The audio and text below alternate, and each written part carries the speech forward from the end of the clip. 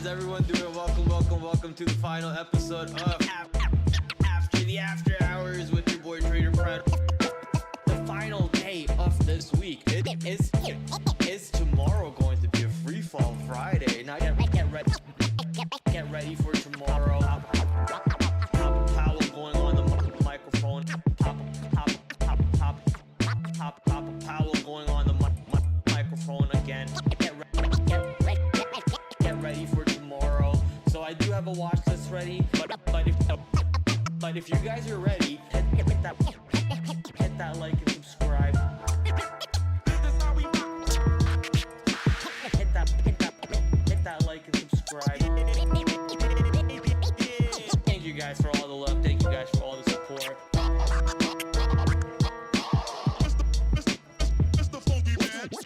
This is your boy TraderPrad.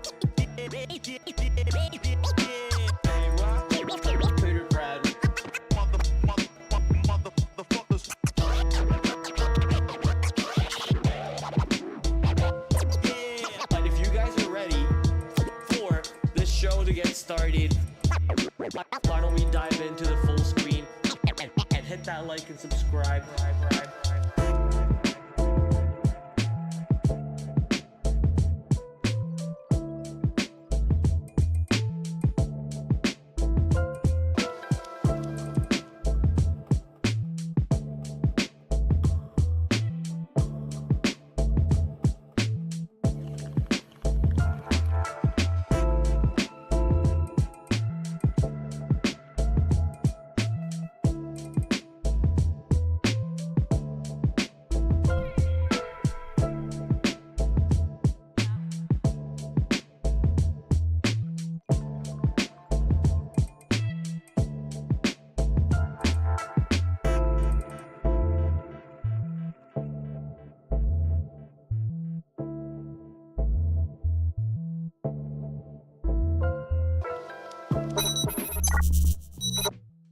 Yo, what is up, people? How's everyone doing? Welcome back to another episode. Hopefully everyone had another wonderful day in the market, and boy, oh boy, was it a beautiful long day on the market overall.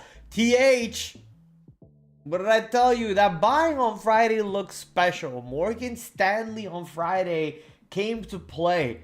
They wrapped up last month with a big show of their cards, and they showed that they were here to buy up the market. And ever since then, we've been getting the market getting bought up on every single dip. And today, boy, oh boy, remember that boxing match, the boxing match analogy I was giving out yesterday on the QQQ, the sellers and the buyers fighting out? Today looks like one of them got knocked out and they did not get back up. Well, at least not yet. We'll see if they'll get back up within the 10 count very soon. But the market decisively breaking out to the upside. QQQ going higher. Nvidia becoming the second most valuable company in the world. Nvidia, shout out to that, becoming a $3 trillion company by going above 12,000. 1200, not 12,000. As soon as I said 12,000, I knew something was off about that statement. Going above 1,200, becoming a $3 trillion company. You know, everything is just great right now. So it looks like more upside has been locked in. The sellers are now kind of walking away from the market. They don't want to sell just yet because they think the market could go higher. We got the Nvidia stock split coming out on Friday. We got IPOs coming up for the next few days. We have some names that reported earnings tonight after hours, a name that reports tomorrow pre-market. So we'll go through that and the names that we talked about last night. Set up picture perfect, exactly like how we wanted to. So we'll talk about some of those trades overall over there too. I counted, we have about 9 to 10 stocks to talk about today. So fairly short stream, but a nice fun stream nevertheless, because anytime I'm here, anytime TraderPrad's here, it's always a fun time, right? So let's get the party started. But before we do that, I'm going to quickly head over to all my chats on my 3 platforms. Shout out to Twitch, shout out to X, shout out to YouTube. How's everyone doing tonight on YouTube? We got TH, Dieter, Arc6, and that's pretty much it so far in the chat that I see. How you guys doing, people? Yo, Prad, what's up, brother? I did great today, says TH. Let's go, TH. That's what I like to hear. I'm guessing you got long, even with your bearish sentiment, and that's what makes you a good trader, baby. You know, no matter what your sentiment is, you gotta play with the environment, with the variables that the market's giving you. And today, clearly, if you got long, all you had to do was enjoy the ride. Enjoy the ride. Great call on Morgan Stanley, but I called Nvidia. Did I call Morgan Stanley?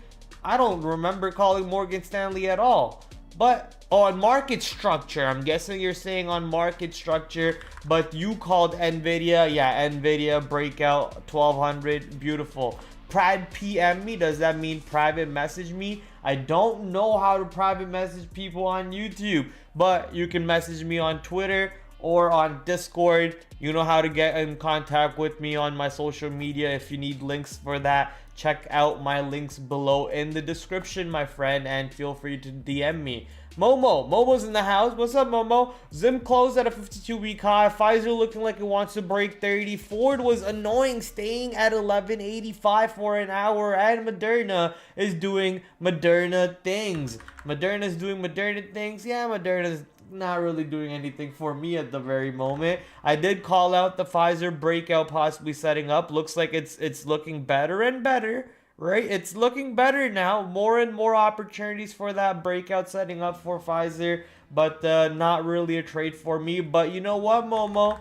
Novavax closed up higher today, and I took that breakout past 1850. That was a monster trade. Novavax broke out much to a crazy move. If you guys remember me calling out Novavax long off of $15 for a possible swing trade, you're in the money now about $5 per share for risking about $1. So you can thank your boy TraderPrad for helping you with that call over there. If you took that trade, shout out to you. Well, since we're talking about stocks already, I was just greeting my viewers, but since we're talking about the stocks, why don't we head over to my full screen? Head over to this full screen and get the party started, because you guys are very eager for it. So right now at the moment, you guys see the QQQ and the S&P 500, but let me bring in the earnings calendar. Earnings calendar shows us that we have a pretty good bunch of stocks coming out with earnings reports today after hours and tomorrow pre-market, but the ones that we're gonna go over will be Lululemon, Victoria's Secret. I think I skipped over Victoria's Secret, and this is perfect that I skipped over Victoria's Secret, because that gives me an opportunity to show you a program that I made today. And also ATR scraper. Yeah, we'll bring that bad boy back in because we can bitch about it at that point. All right, Victoria's Secret, Lululemon, Five Below, and Sprinkler CXM are some of the stocks that we're gonna care about from today's after hour basket. Tomorrow pre-market, we do have NIO reporting along with that.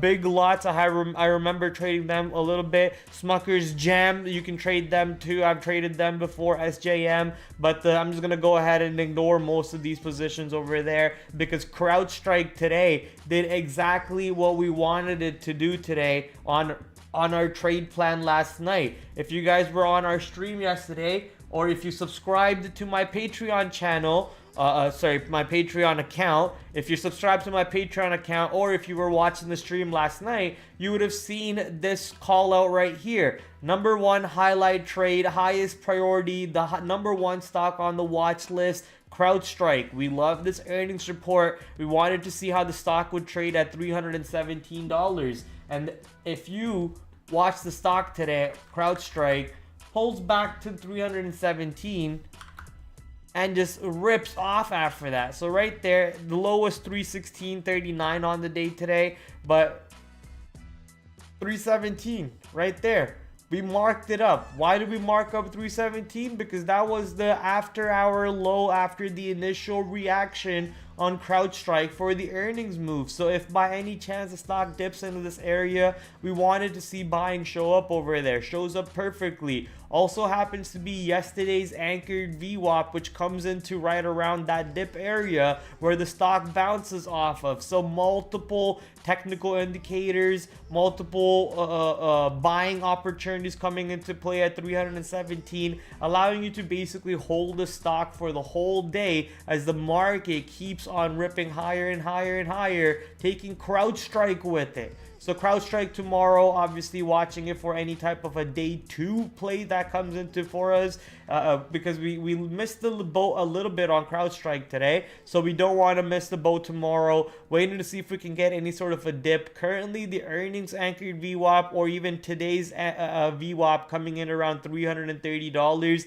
You can see that's exactly around this after hour high, around $330. So if by any chance tomorrow the stock gets into 330 on CrowdStrike, I want to be ready to see how it reacts over there and catch that dip. I want to be very, very reactive, very you know, instantly ready to punch that long if we see the stock bouncing off of 330 and giving that as my risk area. At the moment, as for resistance, we have this 345, 344.50 area as our first spot of resistance, which actually happened to be the pre-market high, also happened to be right around the after hour high also. So this 344.50 area is looking as for resistance. After that, it's 360, 365, much higher than that. So not really looking for anything before 365. And in that case, if I get to buy this dip at 330, I'm not looking to take profits at 340. You know, the stock has a $14 ATR. I'm looking to take profits much higher. So CrowdStrike tomorrow,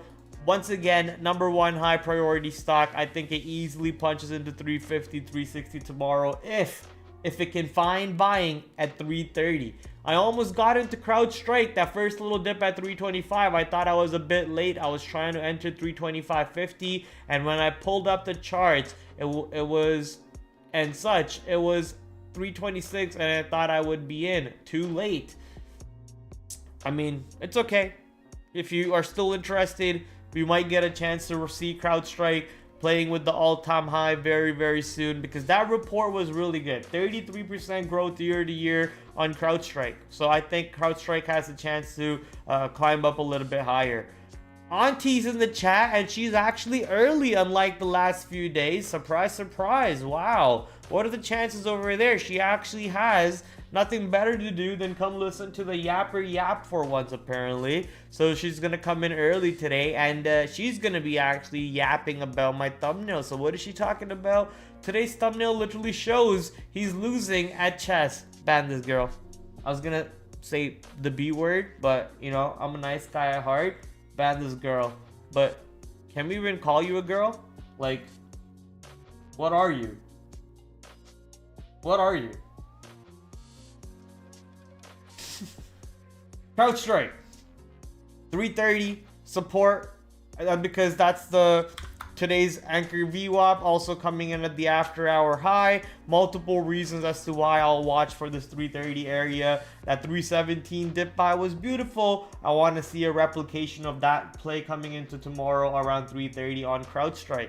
Now, going to stocks that report today after hours, but before I do that, I want to grab the ATR for Victoria's Secret. But you guys remember how my scanner here on Google Sheets doesn't really want to work with me anymore. So I went ahead and I made a program. Where is it? Let me just go here.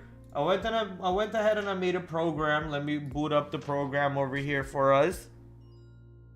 That does that job for me, and it does it way better. Right? Does that job for me, does it way better. Bang. So I don't need this Google Sheets anymore. So I don't need this Google Sheets anymore. Now I just type in a stock's name or more than one.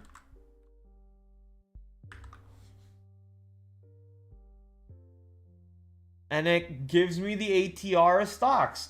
So $1.98 for Victoria's Secret, Let me put that into my watch list over here. Bang, put that into my watch list. Now, I don't have to worry about CrowdStrike. Sorry, not CrowdStrike. I don't have to worry about stupid, what do you call it, thingamajig? Google Sheets crashing on me and me having to wait for them to fix it. Make tools like this for yourself. And if you don't know how to make tools like that, it's as simple as asking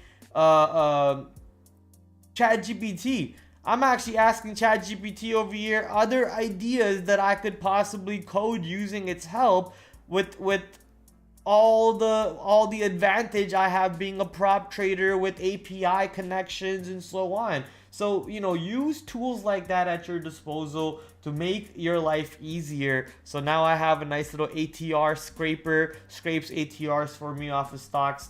Now I don't have to worry about Google crashing on me all the damn time. But let's get over to Lululemon, because that is the stock on question for tomorrow. We saw that the stock, yes, don't care.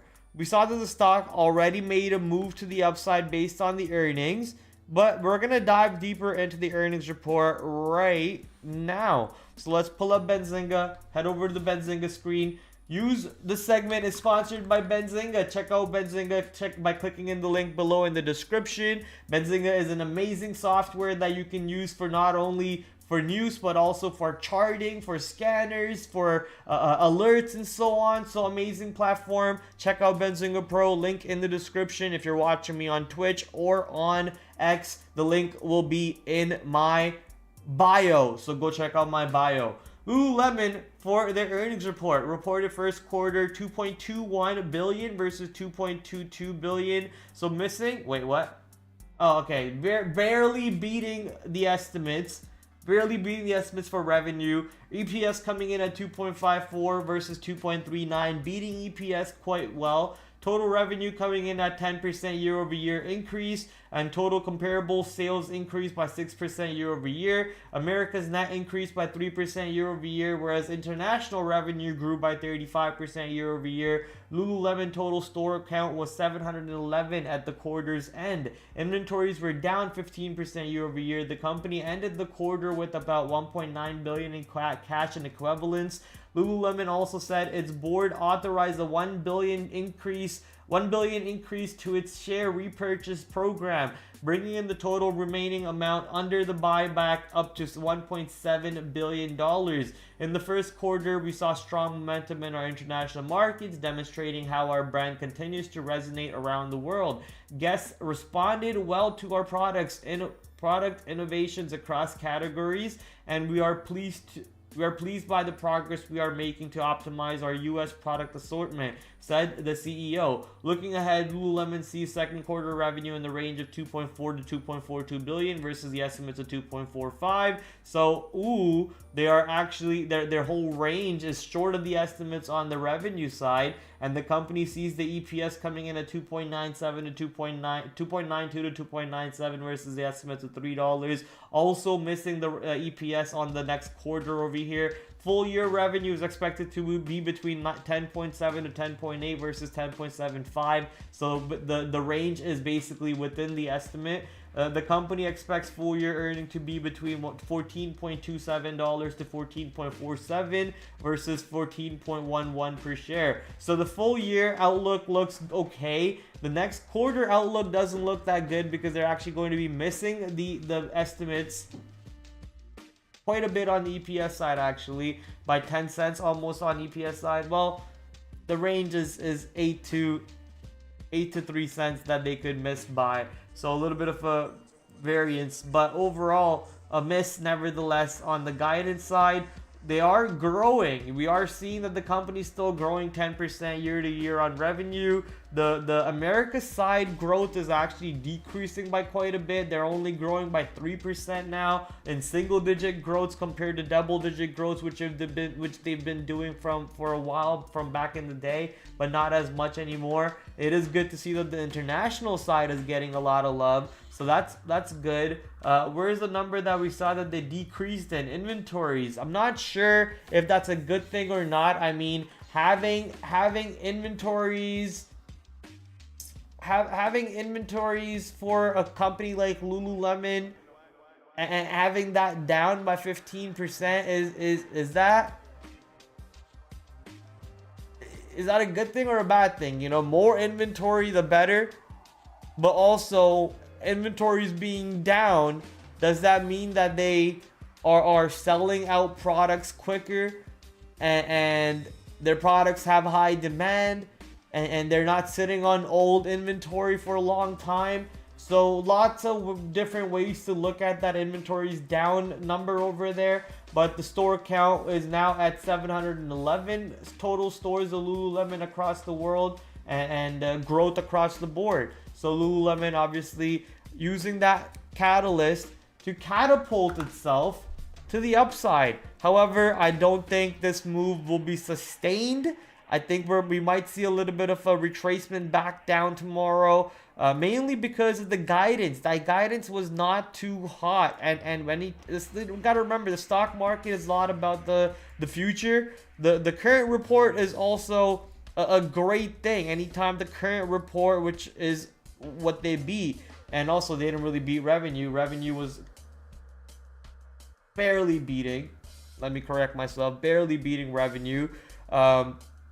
It's a good thing to see them doing that, but the next guidance, you want to see them coming out well above the previous guidance and estimates and so on. So not beating that part is in my opinion a little bit bad. You ideally don't want to see Lululemon under $330. That would be my bottom line support. If by any reason the stock is under $330, then I think there's just simply no longs in Lululemon tomorrow. If 330 area holds, then there's a possible chance for us to look for a long in Lululemon. This is not like a CrowdStrike situation, right? They're not growing 30% year to year. Their guidance is also not being upgraded like CrowdStrike was. So this is not a CrowdStrike type of situation, although the move looks very, very similar like that. I just don't believe that this will have a lot of room to the upside above this 350 area. So marking that 350 area on Lululemon as somewhat of a resistance. This after hour high you can see right into 352.50. I'm going to put 350 to 352.50 as somewhat of a range, a variance range for me to keep an eye out for to see how the stock behaves. Also happens to be an anchored VWAP, which I would guess from previous earnings report. That is right. The previous earnings anchored VWAP is exactly where the stock is currently finding resistance into. That is a surprise, surprise. So we'll see how Lululemon reacts tomorrow between 330 and 350 for ourselves to possibly get a trade into. What is Zim's ATR? Isn't it increasing the last 10 days versus the past? Well, I wouldn't know if it's increasing the last 10 days or the past, because that would require for me to keep tracking it for the last 10 days. But why does it keep opening up in pie chart? Why can't you just open up by yourself? Open with, choose another app, more apps, where's command prompt?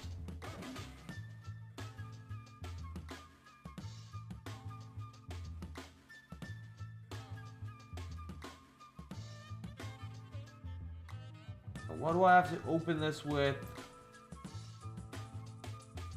Pie chart. God damn it. Open this with another software.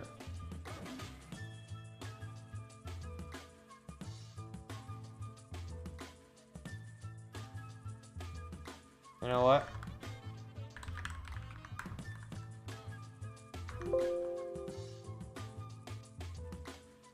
Where is this?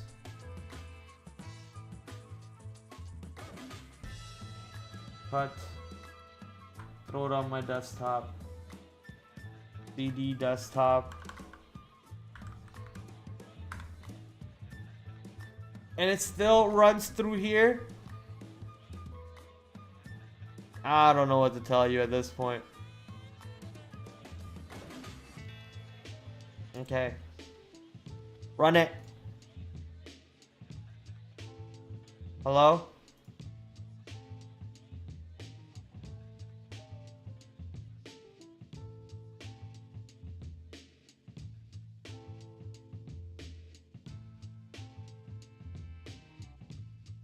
One.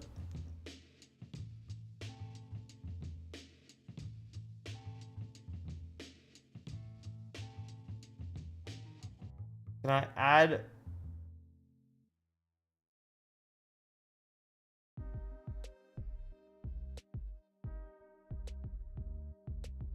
Thank you. I just added the interpreter, you fuck. All this just so I can get you your stupid ATR for Zim that you could have grabbed yourself off of Finviz. Thanks. Thanks, Momo. But hey, Zim did have a nice little move today. Novavax was a little bit more interesting for me. And I think it will be. I think it will be. Zim did have a nice move though. Was not on my watch list at all. Not on my watch list at all. Alright. Let's continue down my watch list. Because Momo wasting my time instead of wasting her own time. Go here. And I need to grab this one more thing. Let me grab that. Oh, that move in the after hour is nothing burger. That's sad. That move is an absolute nothing burger move. Victoria's Secret might do absolutely nothing for us. And even if it does anything, I might just be not interested in it. I mean, I love Victoria's Secret, but as a stock at the moment, looks like there's no love for Victoria's Secret. So the stock might just be in the gutter for tomorrow. Let's go to the next one. Five Below. Five Below, not sure what they are, but apparently a retail store, a discount stores of some sort. But when I saw the after hour move, that had me excited. So Five Below getting flushed on the earnings move over here. Let's quickly zoom back out to the daily chart and mark out that bottom. I'm pretty sure we're below that low already. I also want to put in today's anchored VWAP, so let me quickly do that. And then yesterday's.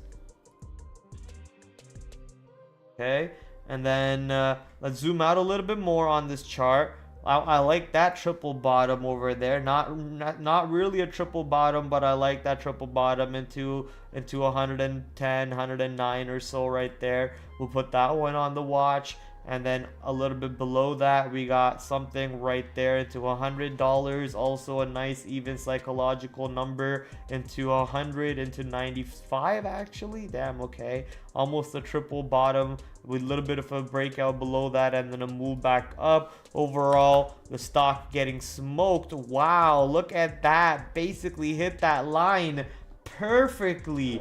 Hit that line perfectly. Pradnanandhaa strikes one more time. Let's go, ladies and gentlemen. That might be the bottom though, sadly. But that bottom right there from that little consolidation low on FIVE, Five Below, might just be the low for tomorrow. But if we do get below that and go maybe to $100 or so, I will not be surprised. That could give you an opportunity to maybe get long on this position. Let's go take a look at the earnings report before we start even looking for the longs or the relief rallies or the how do we call it, the SSR longs or whatever we call it. Let's go take a look at the actual earnings report and see how it played out. Can I find the report, please?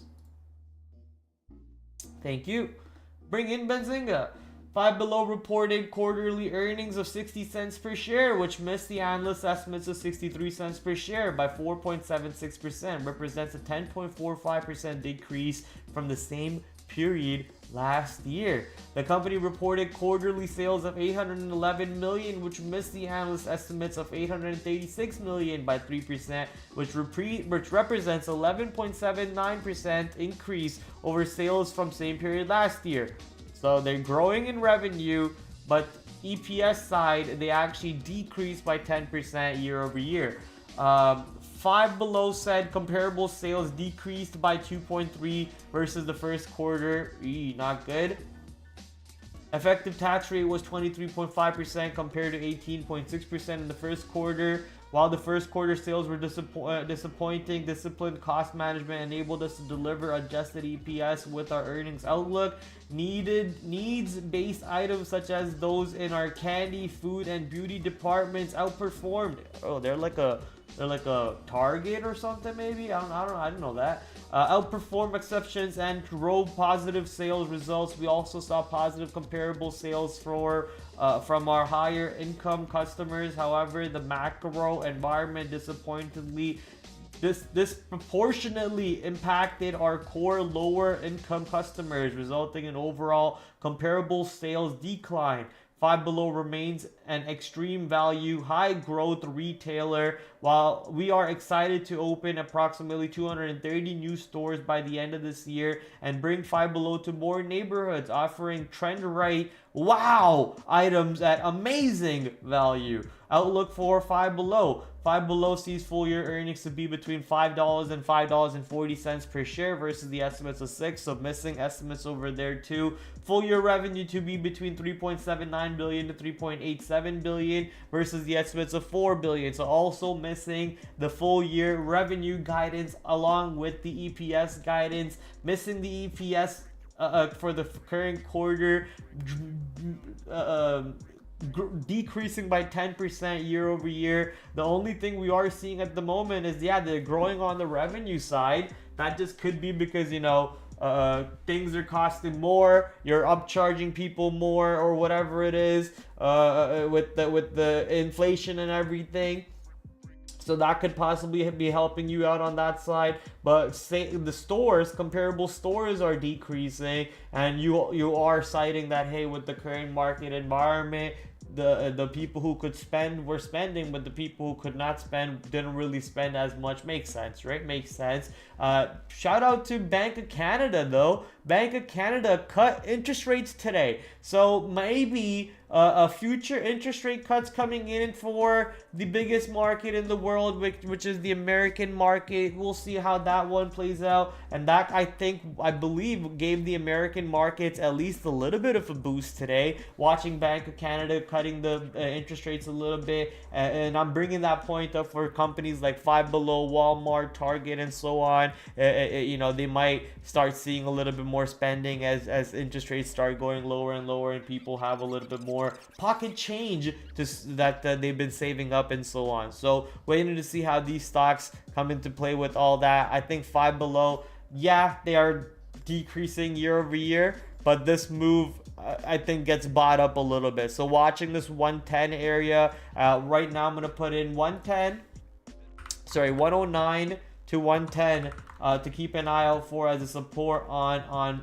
Five Below. So let me just color that as a high important stock, and the support area 109 to 110. And we have the earnings anchored VWAP coming in right around 116, but even before 116, you can see right around at 114, we had a little bit of a wall coming into play on this position. So first I'm going to put in that 114.50 area, and then above 114.50 I'm just going to put in 116 as resistance 2 to keep an eye out to see how the stock reacts if it does manage to go there. Now the next stock we're going to head over to that reported earnings today after hours, and sadly also got crushed to the downside. I know I'm ruining the spoiler over here. Probably should have waited, but the CXM is the one that I'm talking about. CXM getting absolutely destroyed after the earnings mover. Here's the move. Let's bring in the chart. Getting below the 52-week low and almost pushing as low as the all-time low. So waiting to see how bad the report is. So we'll dive right into that in a second. But here's the move into $8.65. The all-time low is around $7.25. So about $1 or so shy away from the all-time low. Was that report really that bad? So let's go find out right now, dive a little bit deeper into that report using our good friends over at, that's right, you heard it, you guessed it, it's going to be Benzinga. Oop, that's not Benzinga. Let's bring in Benzinga. Benzinga is going to help us with the earnings report on CXM. Ooh, falls on weak guidance apparently, that we can see that in the title right away. But what does the report look like?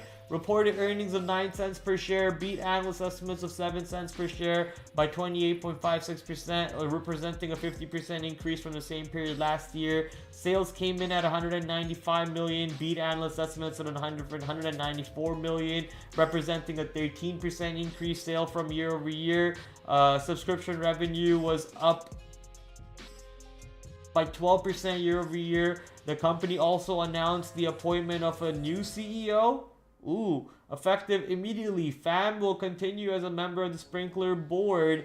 And, okay, anyways, none of that matters for us. Outlook. See, the Sprinkler cut its fiscal year 2025 revenue outlook. How much?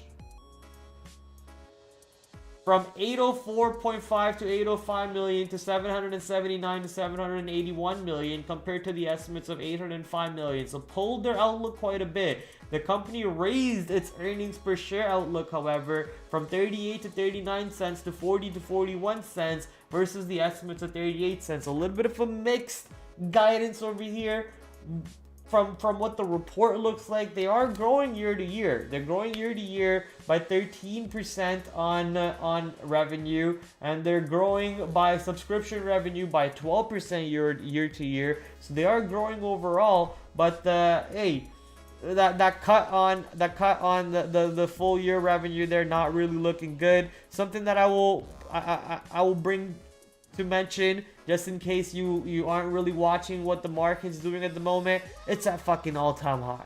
Okay, it's at all-time high, and when a company is growing, it'll be hard for me to really expect it to get crushed more than it already got crushed. So if you are looking for the long on CXM, I would think that's the right play. Looking to see how CXM gets bought up tomorrow. This bad boy got crushed way too hard. Keep in mind though, I am not an analyst, and you are not an analyst, right? We are not an analyst.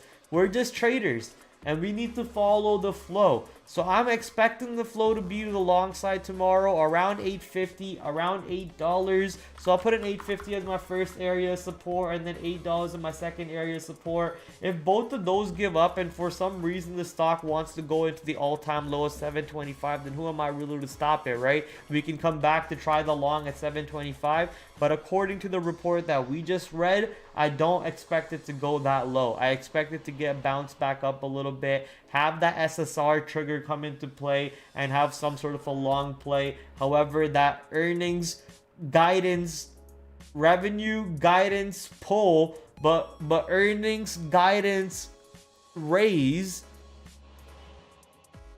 might have something else in store for CXM. So we'll see how that one sets up. Tomorrow morning, we have NIO reporting for us. So watching how this one reports. If you guys remember me talking about NIO 2 days ago though, I mean, I've been a little turned off from the Chinese EV names. Yeah, they tend to give you a little bit of a pop, but most of those pops get sold off right away, and I'm talking about XPEV.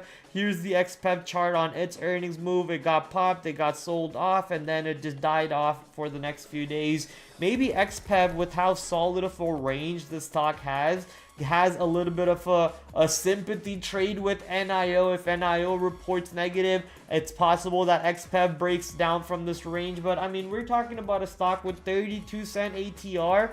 Even if it brings 2 times the revolution of its normal average true range, that's about a 64-cent ATR. That doesn't get me excited. That doesn't get my baguette hard. Right? So I'm not too interested for NIO really. I much rather look for a day 2 trade on CrowdStrike. I mean, we called this trade on CrowdStrike exactly picture perfect yesterday. Look for that dip buy into that after hour low at 317. You got that long, you could have held it all freaking day. All day, right? So I would much rather look for a trade on CrowdStrike than really try to force a trade on NIO just because it had an earnings report. But it is on the watch list because it reports earnings tomorrow. Hope NIO explode to the upside so Dieter can explode in his pants. Dallas says, see ya, killer. Hey, later, Dallas. Thank you for hanging out in the chat. Catch you tomorrow. Take care. Holding bag for a long time. Hey man, we're here for a long time, not for a good time. Right? It's the other way around, not those Drake lyrics. We're here for a long time, not for a good time. 10k shares, 20k shares, 30 cent gets exciting. Boring. Take 10k shares and make $10 per share on CrowdStrike. Be a real trader. Stop being a pussy. Alright. HPE. This one was... I lost on this one today. This one was a little tricky. We talked about this $20 area, if you remember. Off the open, it flushed. Let's go to the 1 minute chart. Off the open, it flushed, right? Flushed off the open, got crushed. Then it went back above 20 and it was fighting this $20 area really hard. So I got long here, and then obviously I slowly got out of the trade as it started to trickle lower and lower and lower. That was, you know, sad, because I thought this hold into 20 could really blast off HPE to the north side. This is all-time high area. The stock had a pretty good earnings report. You know, however, after I read the report wasn't as hot as people were talking. You know, wink, wink, Wayne. The report wasn't as hot as you were expressing it. But overall, decent report. You know, they're talking about AI and all that other craziness. So we'll see if this one plays out. For tomorrow's resistance, I think we got this 2050, and above 2050 we got the 2121, mainly because of the after hour high. The stock showed up into $20.88, and let's just say 21 as a resistance. And that 1950, which was actually the support that we had under 20 yesterday, played out to be support today after hours. So you ideally don't want to see the stock under 1950 tomorrow. If it is, I'm just not interested for the long at all on HPE. Not interested on the long at all. We'll more so look for the short side. Now, time for the meme stocks. As Friday comes closer and closer, these meme stocks get spicier and spicier, because that means the big boy who's been you know, charging GameStop and charging meme stocks, he's gonna be having to most likely exercise his position, and the options traders who haven't bought their shares yet, they're gonna have to go to the market and buy their shares, because if they don't do it now, they might have to do it at a higher price. That just means they'll lose more money. So lots of things going into play over here, going into this Friday on GME. As I mentioned to you yesterday, just because it got absolutely sold off on day one, on day two, doesn't mean the game is over. It's power to the players, and the players are coming to play once again for GameStop. So watching how GameStop sets up for the next few days, especially going into this Friday. The higher GameStop goes going into Friday, the crazier things are gonna get. So watching GameStop, as Momo already called out Zim, you can watch Zim, but more importantly, Novavax was a beauty trade today. Novavax break out of that 1850, rip to the north side. So for me, it's gonna be Novavax and GME more than ZIM, but ZIM will also be on the watch list nevertheless. There are other stocks like MLGO and Hollow that we were talking about yesterday. MLGO getting absolutely smoked today. If you were looking for that short, shout out to you, but I more so was looking for that trap on the long side. Maybe it comes into play later on. Nvidia broke to a new all-time high, an insane rip to the north side on Nvidia. Nvidia is going to have that stock split this Friday. This Friday, Nvidia is going to trade about at $122 or something. So we'll be waiting to see. That's if Nvidia closes above 1200. If Nvidia doesn't close above 1200, then it doesn't start trading at $120. But that day will be very interesting, because a lot of people who missed the train on Nvidia will most likely be looking to get in on Nvidia. So there is a chance that Nvidia has a big spike in volume on that day, a lot more volume being traded, a lot more opportunities, new price discoveries. You know, when it breaks 125, on the day of split. That might be the new all-time high, and we might have insane new price discoveries with way more liquidity because the stock is a lot cheaper. So it'll be crazy to see all the opportunities that Nvidia sets up with after the stock split on this Friday. But for now, as we are going into this Friday, enjoy the ride. For those of you who are along, enjoy the ride. Shout out to Nvidia. Did Bitcoin do anything today? Nothing really, absolutely zilch. So let's head over to the IPO that's in store for tomorrow. NVL Novelis will go public soon. The estimated IPO date is June 6, 2024, which will be tomorrow. So what does this company do? Novelis is a leading producer of innovative, sustainable aluminum, or should I say it in my Indian British way, aluminum solutions, and the world's largest recycler of aluminum. Specifically, we believe we are the leading provider of low carbon aluminum solutions, helping to drive a circular economy by partnering with our suppliers and customers in beverage, packaging, automotive, aerospace, and specialties. A diverse market including building and construction, signage, foil and packaging, commercial transportation, and commercial consumer products, among others. Markets globally. Throughout North America, Europe, Asia, South America, we have integrated network of 32 world-class technologically advanced facilities, including 14 recycling centers, 11 innovation centers, and 13,190 employees. That's a lot of employees. 13,000 employees is a lot. Okay, the deal size is now apparently around an $877 million deal size. It was originally supposed to be around $1 billion, but it is currently, after being priced in and everything, coming in around $877 million. The shares that are being offered to the public market, 45 million shares. We're gonna go find out more about how much they actually have locked up and so on. The current IPO price range, $18 to $21. So the overall market cap, or sorry, shares outstanding for the stock is 600 million, and they're offering 45 million shares out of 600 million on the IPO day. The stock's market cap is around 11.7 billion. Wow, that's huge. Okay, let's keep going down the numbers over here. Do they have a PE? Nope, so they're not making money. Enterprise earnings ratio, EV based on sales, EBITDA, okay. Current ratio, quick ratio, blah, blah, blah. Return on equity, 15%. Return on invested capital, 6.34%. That's good to see that that's in the positive. Many times that these numbers for IPOs I've seen are usually in the negative, so it's good to see that's in the positive. They paid $218 million in taxes in the past 12 months. Their margins are also in the positive, which is good. Gross margin 15%, operating margins and profit margins coming in at 5 and 3.7% respectively.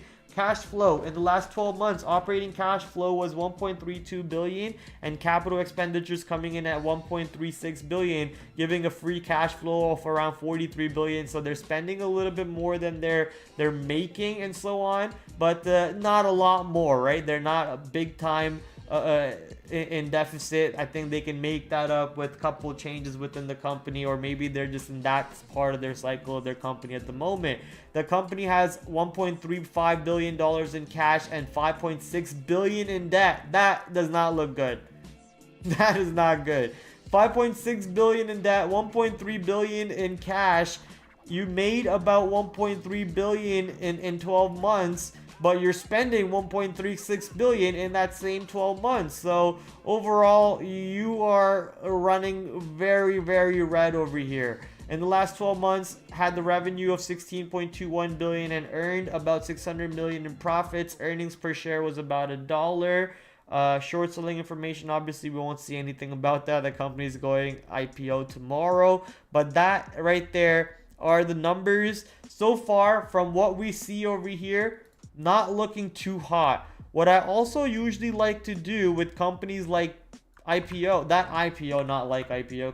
IPO is to go look at their actual company. What in the hell is this? I mean, this could be their headquarters, right? It's possible.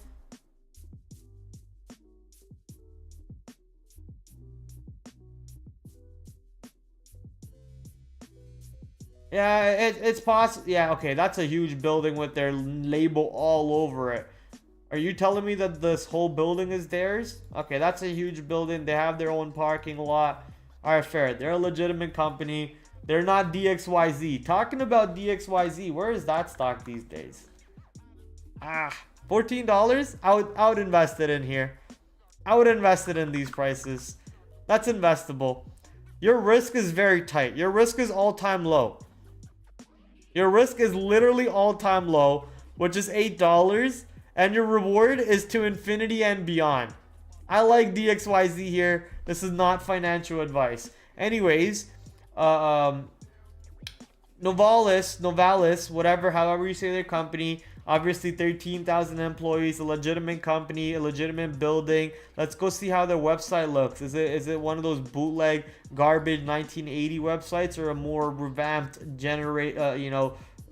generation websites? It looks like it is. They clearly do something with aluminum recycling, so I'm guessing, do I have any aluminum products in my garbage can? I do, so I'm guessing like recycled Canada Dry, Coca-Cola cans, beer cans or something, and other aluminum packaging services that they offer. Aditya Birla Metals, that's an Indian name, dude.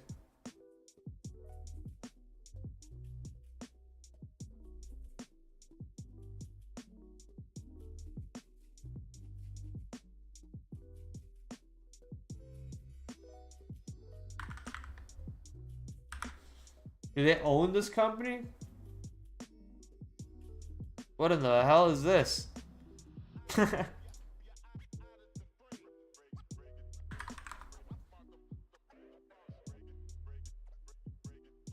That's the name of the company? Oh, did they merge?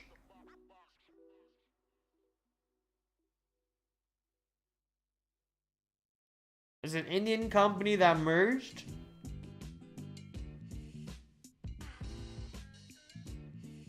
Hindalco Industries Limited, an Indian aluminum and copper manufacturing company, is a subsidiary of Aditya Birla Group. Its headquarters are at Mumbai, Maharashtra, in India.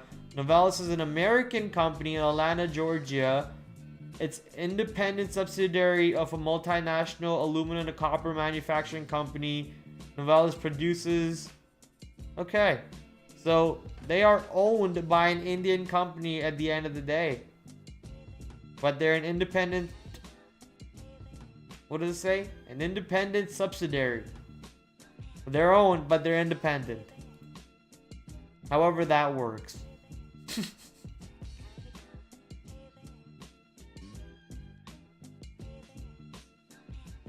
Okay, that's pretty cool. An Indian company.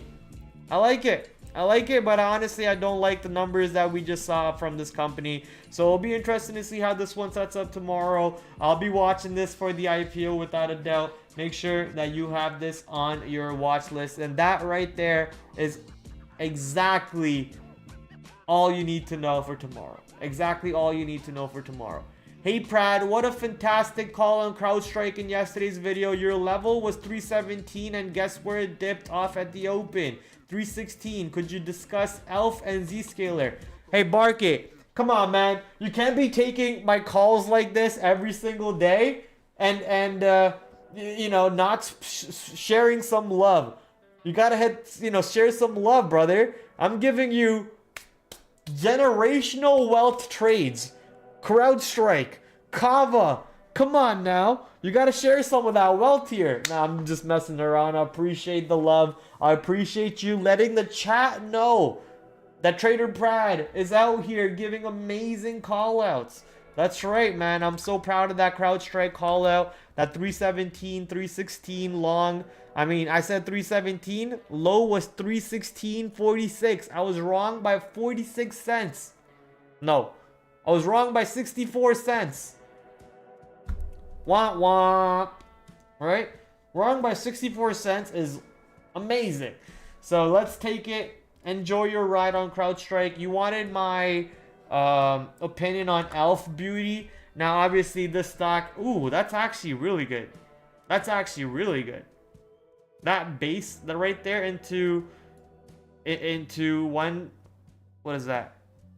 185. The way it held today's low is actually really good in my opinion. And that is also right into this little base right there.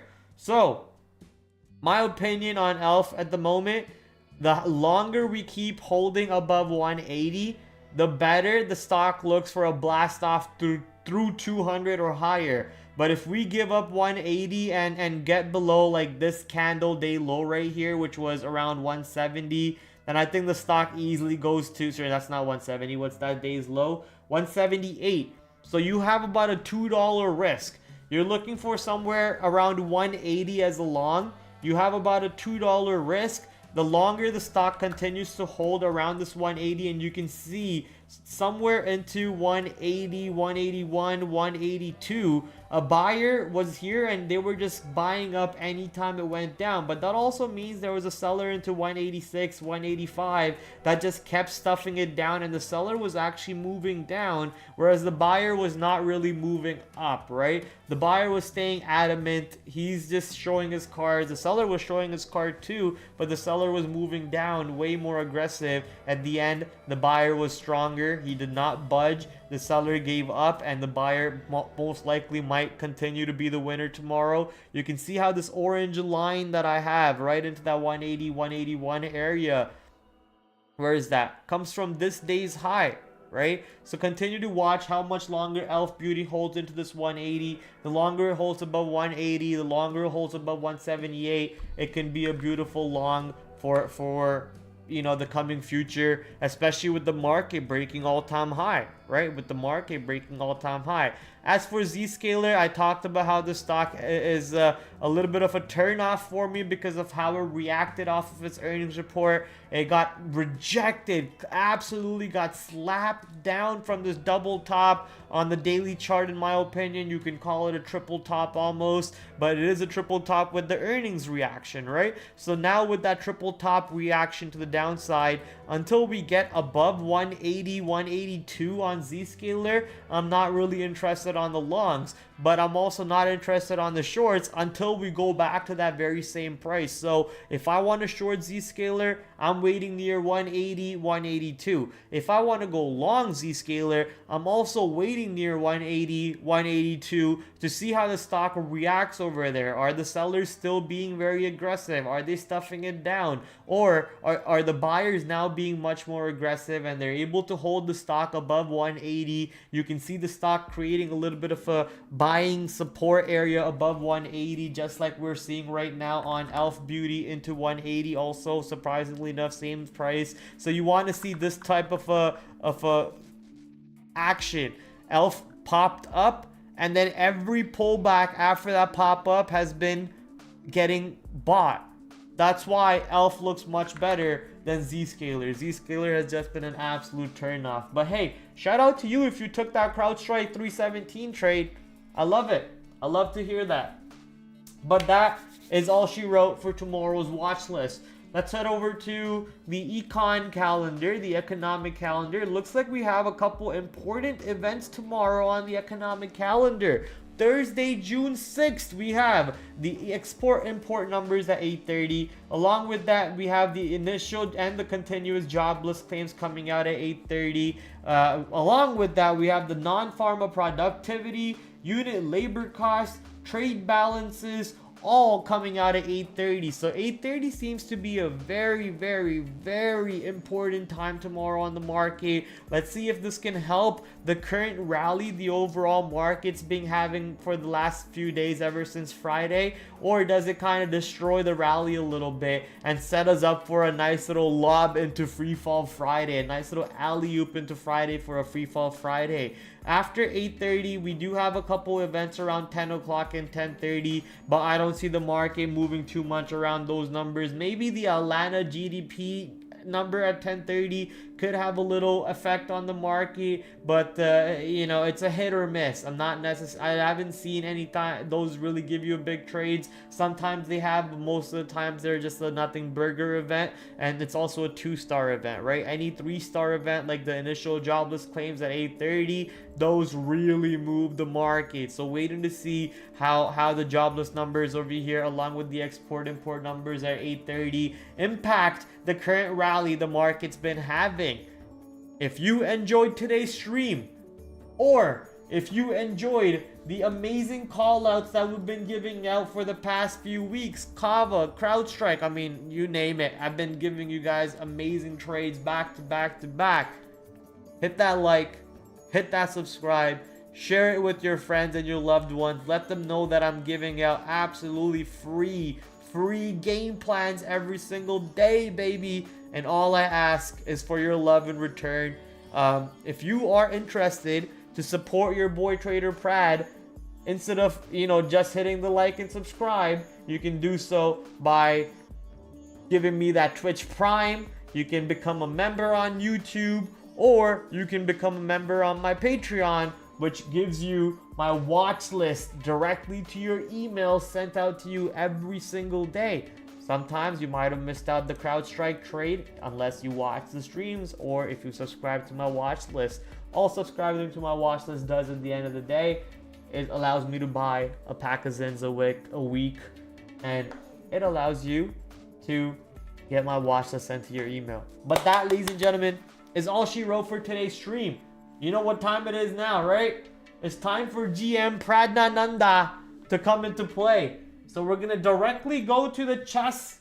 That's right, I added a button to my stream deck. We're gonna go directly to the chess camera screen, and we're gonna get the party started. Before we do that though, I wanna watch this video, because apparently Jack Doherty was saying something about free speech. I wanna see what this is about. Stock market therapy session? Oh, it's a... I should join one of these.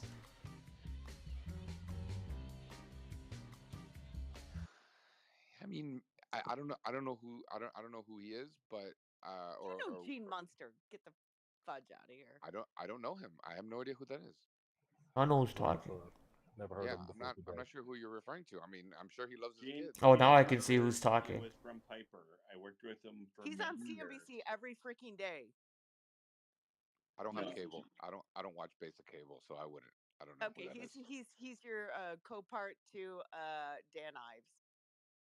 Dan Ives is the man, though. I Yeah, do know Dan okay. Ives. Ani, are you in a what do you call these things again that you sit in? Twitter spaces? Are you in a Twitter space right now? Invite me. All right, but let's watch this one. Is a complete distraction right now. Jack Doherty dresses like a gangster now. What the hell? This is going to sound a little bit crazy, but I think the free speech debate is a complete distraction right now. I think the real debate should be about free will. And we feel it right now because we are being programmed. We're being programmed based on what we say we're interested in. And we are told... You guys can't even hear this, can you? Mechanisms, what is interesting. And as we engage and interact with this content, the algorithm continues to build more and more of this bias. But the algorithm, even if it's open source, is effectively a black box. You cannot predict 100% of the time how it's going to work, what it's going to show you. And it can be moved and changed at any time. And because people become so dependent upon it, it's actually changing and impacting the agency we have, the free agency we have. And I think the only answer to this is not to work harder at open source in algorithms or making them more explainable about what they're doing and why they're doing it, but to give people choice. Give people choice of what algorithm they want to use from a party that they trust. Give people choice to build their own algorithm that they can plug in on top of these networks and see what they want, and they can shift them out as well. And I like it. Give people choice to have a marketplace around an algorithm that you can choose. I like it. That doesn't make him Epstein, TH. That doesn't make him Epstein just because he owns an island, does it? Angry Buddha's in the chat. What's up, Angry? How you been, brother? Angry Buddha, angry Buddha, angry Buddha, angry Buddha, angry Buddha, angry Buddha. Alright. Angry Buddha, it's time for you to leave the chat though. Because you're not gonna like what you're gonna see tonight. Ooh, new game? Okay. Is this unmuted? It is unmuted. Time for Vendetta. I swear I only win if I listen to Vendetta. I swear to God. Okay, puzzle. Tactical GG. Okay. Black to move. Tactical GG.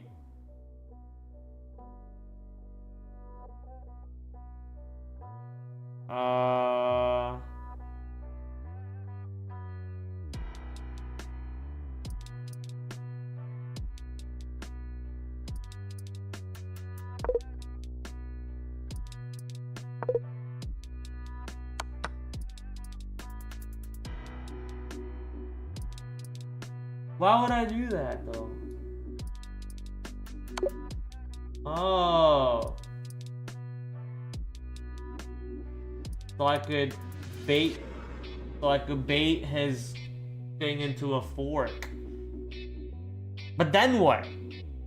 After I bait him into a fork, then what? Do I take this? And then he takes that? And then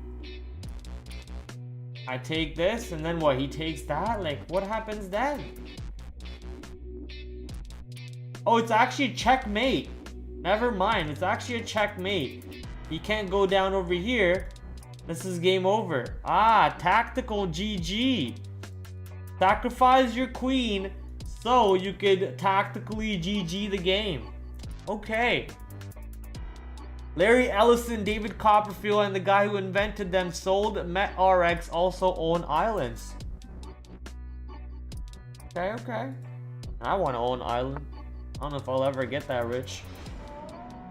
And if I keep talking like that, I never will. Right, boys?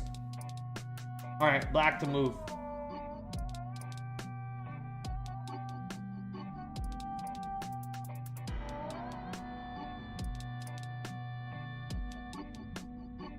Kind of lost with this one, chat.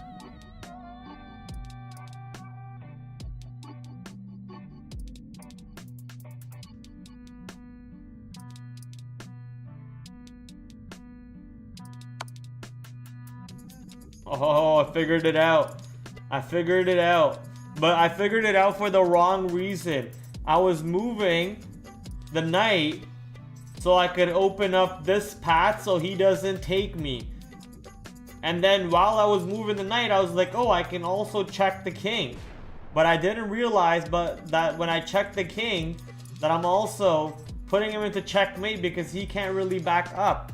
I did not see that one coming, but my brain is expanding a little bit more, tiny bit more. My brain cells just from 0.01 to 0.02.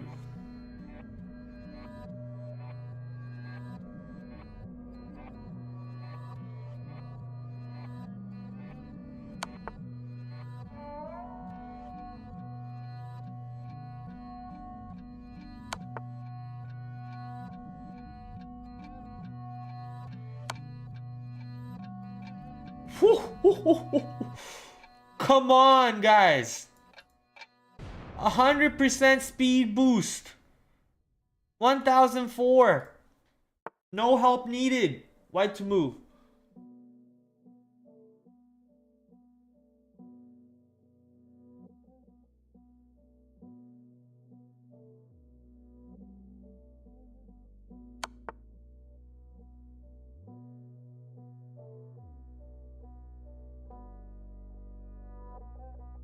What in the fuck do I do now?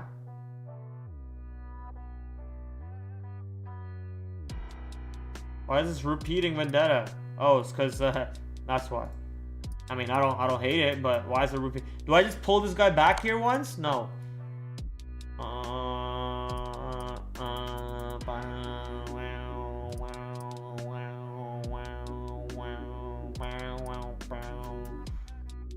I actually don't know what to do here. I need a hint.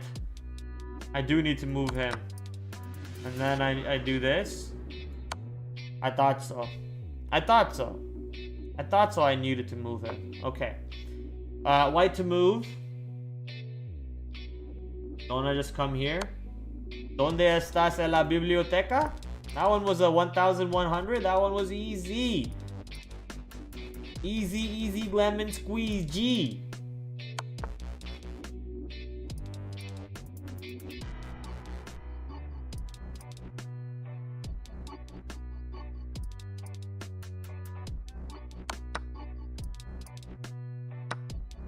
Oh, boys, that felt amazing today. Come on, those puzzles felt amazing today. Let's put these guys to dirt. I'm channeling my inner GM Pradnanandhaa. I am him. I am the young kid who beat Magnus. GM Pradnanandhaa. It's actually GM Pradnanandhaa. This guy's pre-moving everything. What a weirdo. Oh, I should have brought out the horse. I fucked up here. Me fucked up. Me fuck up.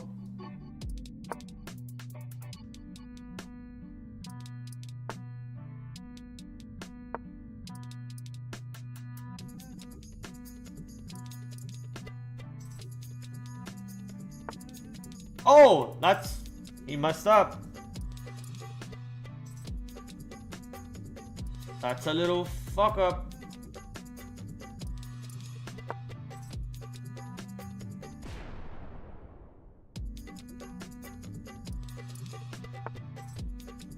Why is he going to the outsides?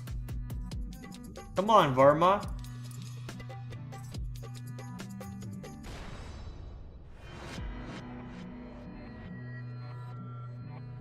Why is he going to the outsides?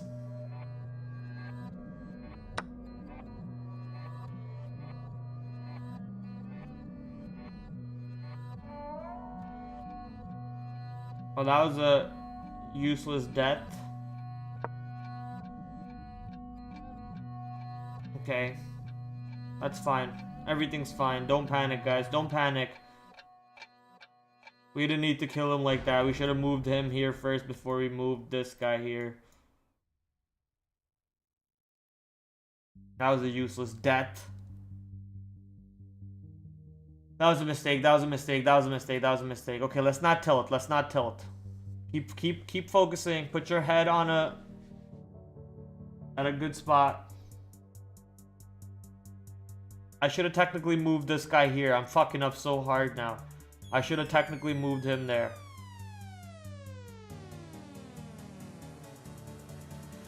That's fine. We get him now.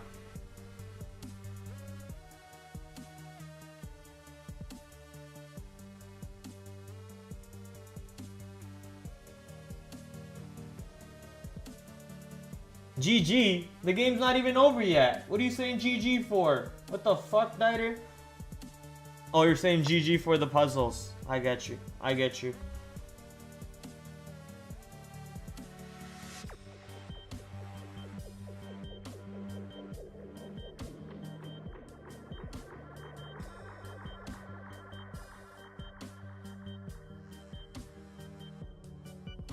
Could I just do it? Could I just do it? Nah, we'll do this.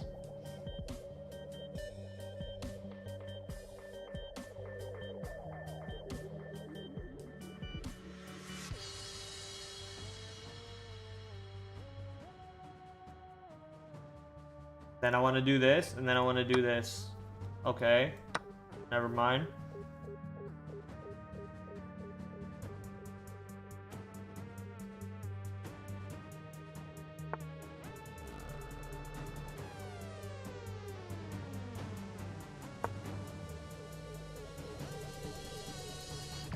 Bzz, bzz.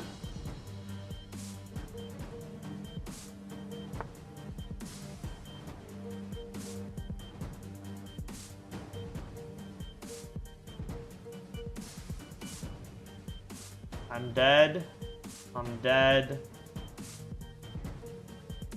I'm dead, but I have a little bit of revenge that I can take here. I'm dead, that I can also take revenge. I'm dead, no revenge. Let's see if he wants to trade horsies. If he doesn't, then I'm going to trade the horsey and make him double up. Double up his pawns. Otherwise, I'm gonna have to double up my pawns. Alright, I'll just make you double up your pawns over here. And I'll do this. Then you're gonna probably do this, and I'll eat you over here. Oh, I can't. I can't. I'm gonna have to castle.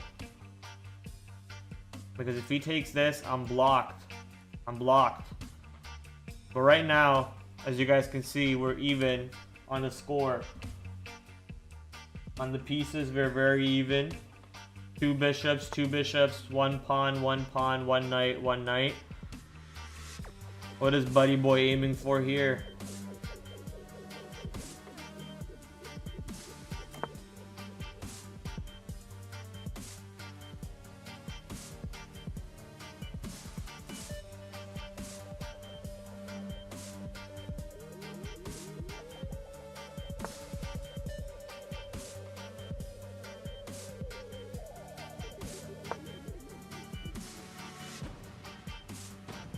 He could come down here.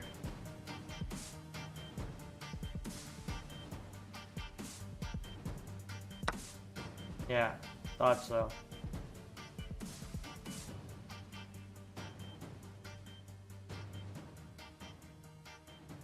Do I do this?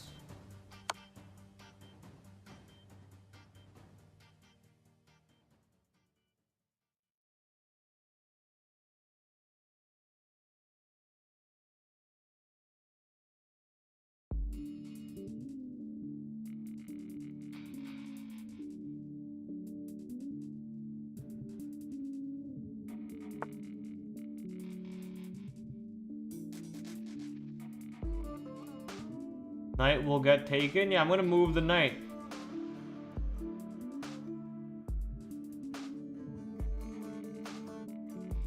Do I move the knight here or here? I'll move it here for now. And now I can take this.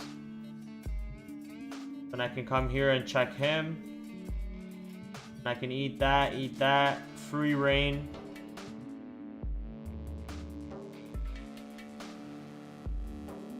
Or I can bring this guy out here, put a threat to this guy. And then I can kind of double up my things over here too somehow. I don't know. Lots to think about. Okay, let's make this guy move a little bit.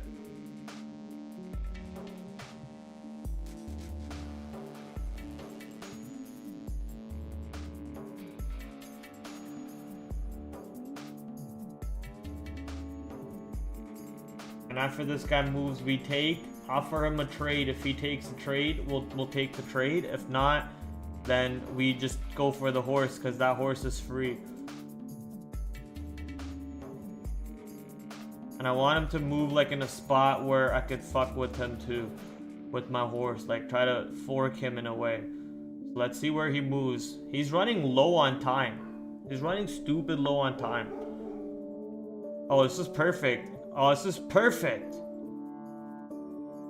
He moved exactly where we wanted him to fork. I can't really take his queen anyway other than this. So yeah, let's fork him. If he takes, we take.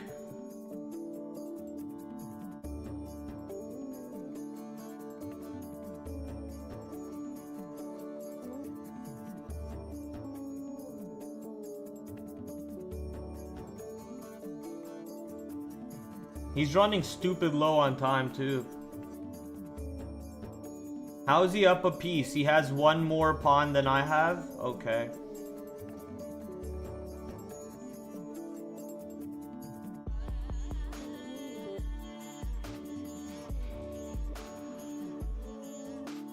Come on, we gotta win this game.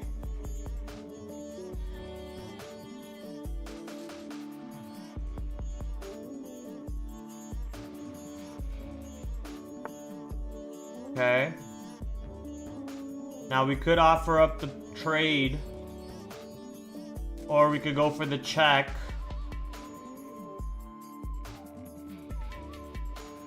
Go for the check first.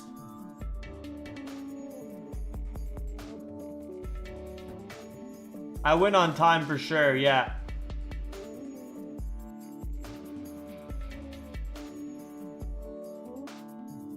But he can't go here. He's got to go here, here, or here. So if he goes here, what can I do with that? Not much. Ain't shit that I can do with that.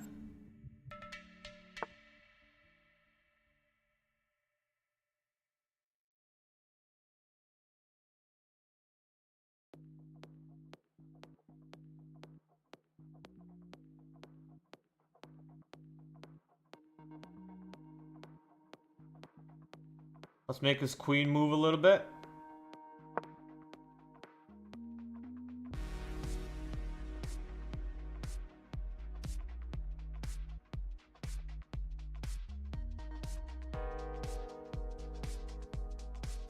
I mean, he can take that pretty much for free, but it's useless for him because I can just kill him. Move my queen? Yeah, I want to. I just don't know where would be the right spot to move it. Yeah, I guess that would not be called free, right? It's not free if you can die for it. Wrong terminology, wrong terminology. That's like when a trader, you know, calls a stock short squeeze when it's only moving like, you know, 1% up. D7. D7. I was thinking about that to check him. Yeah. Alright, let's just do it.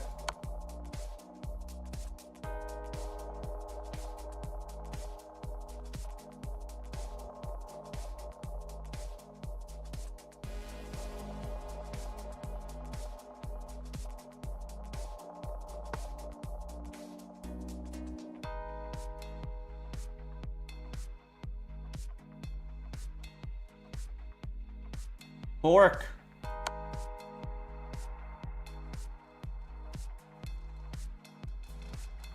Fork.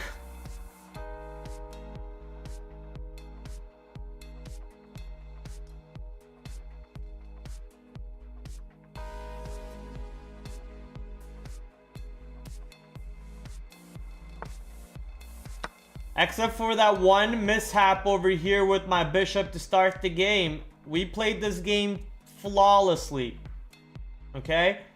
We played this game flawlessly, except for that one mishap. Come on now.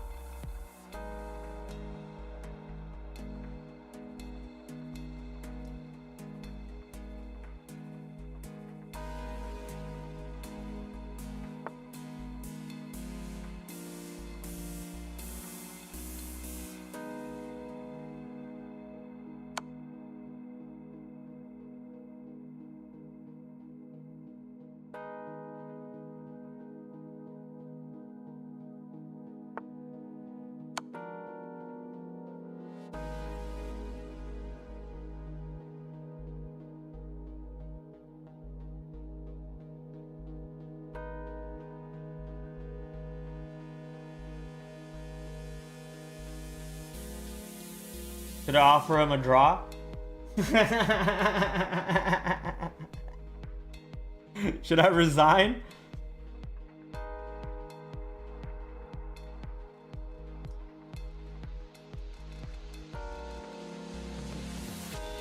It's GG anyways. It's GG anyways. Our first game, we spent actual good time playing it. We had one blunder because we were so focused on opening the accelerated London system that we did not see that our bishop, our white bishop off the open, was in a vulnerable spot. So that almost screwed us over there. But we managed to come back from that one blunder and completely turn the game around and win. So hey, we did it, chat. We did it. First game of the night. Win. Flawless victory. Mortal Kombat style. Time for me to go get some dinner. Time for me to finish the rest of my charting and then probably go play some PGA 2K23. Shout out to Take-Two Interactive. Go long Take-Two. That's not financial advice. I will see you guys tomorrow for the final stream of the week. Tomorrow, 8 o'clock. Catch you guys then. Have a great night. Have an even better market session day tomorrow. Love you guys. Hit that like. Hit that subscribe. TraderPrad is heading out. And you will be hearing... Hello? What the hell? Where is this? Full cam. And you will be now hearing the outro. So, time for me to head out. Good night. Peace. So pretty good moves across the board. Tech basket. Get destroyed. Get ready for trade off of.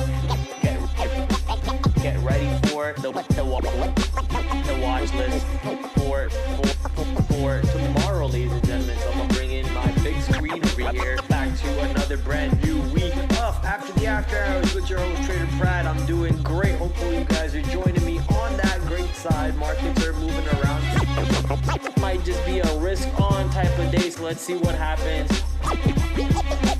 8 o'clock tomorrow. As you guys know, we do the stream Monday to Thursday, 8 p.m.